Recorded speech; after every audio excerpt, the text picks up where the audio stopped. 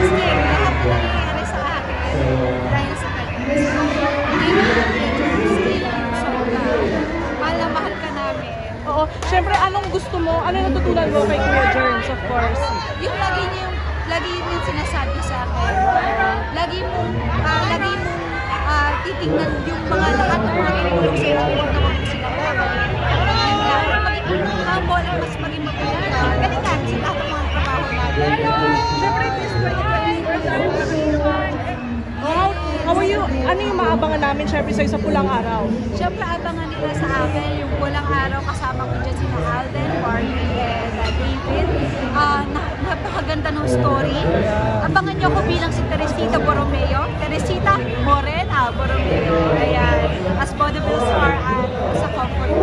Gano'ng kahirap yung mag-tap dance? Kasi balita namin na hirap daw ng training, especially with...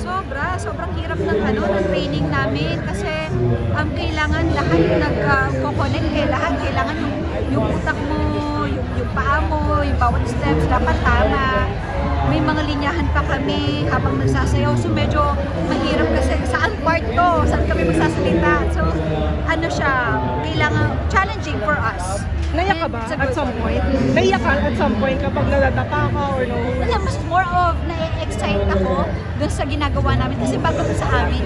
So, kumbaga, as pagiging tao, may mga bago kang natututunan.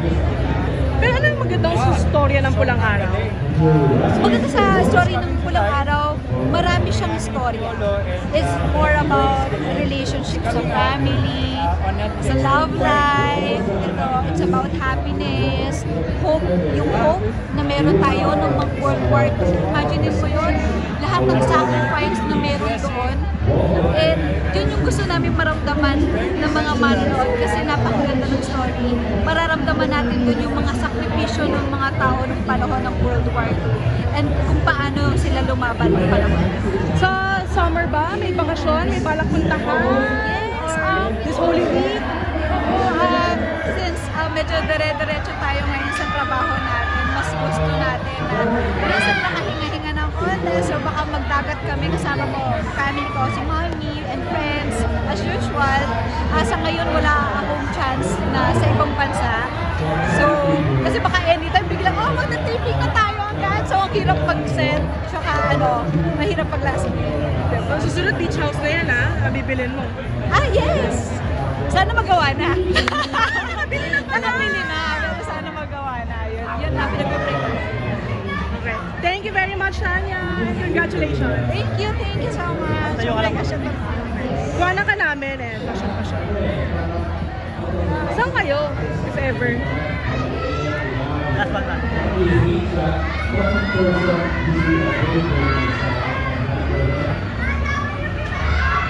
Okay, thank you. Thank you, Sanya. Saan kayo? La Union? Laon sa ngayon. Boracay ulit. Pwede mo sabihin o secret mo na? Kaya lang naman. Wag na lang. Hindi mo na baka biglang imbis na. Thank you.